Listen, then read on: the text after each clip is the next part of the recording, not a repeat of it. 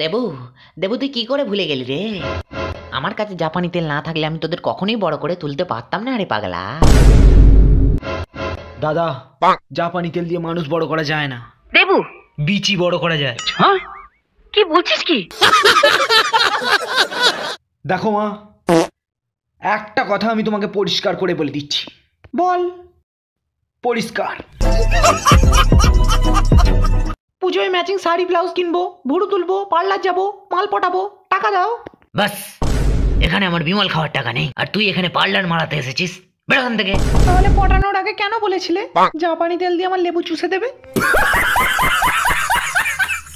তোর মাথায় কি উঠে ফেদা উঠে গেছে নাকি রে? কি আলবাল বকছিস? যা থুতু দিয়ে একটু বানা ফোটাকে যা, দেখবি সব ঠিক হয়ে যাবে।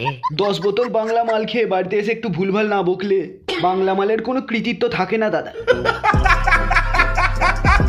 আজ তুই বাংলা মাল খেয়ে এসে নিজের পায়ে দাঁড়িয়ে কালো কুত্তার পোঁদের হুল হনুমানের নঙ্কুচুলের গল্প শোনাচ্ছে, আর আমি যখন রাত জেগে তোর পোঁদে জাপানি তেল মাখিয়ে ছড়া শোনাতাম, আয় বৃষ্টি ঝেঁপে তোর পোঁদে হুড়কো দেবো মেপে।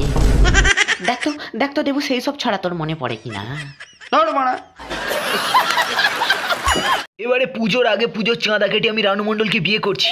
এই দেখ, বিয়ের মেনু কার্ডও রেডি হয়ে গেছে। ওই বাপি, আমার নতুন মা আসবে। ওই কাকু, আমার বাবাকে বিয়ে করতে দাও। আমার বাবা 99 বছর ধরে সিঙ্গেল। तू कौन मारागा? ওই ইন্সপেক্টর, তোর বউকে নিয়ে পঞ্চমীতে ওল্ড মগ খাবো, ষষ্ঠীতে 7.5 সপ্তমীতে চুল্লু, অষ্টমীতে পুষ্পাঞ্জলি দিয়ে বাংলা খাবো। আমার বিয়ে কখন হবে?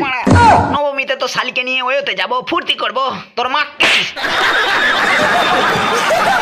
বৌদি, জাপানি তেল এনেছি তোমার জন্য। জাপানি তেল মাখা আমি ছেড়ে দিয়েছি, এখন আমি ফরচুন তেল মাখছি। ফরচুন তেল? ও দিয়ে তো আমাদের বাড়িতে লুচি ভাজে। আর আমি নিজের বিচি ভাজি।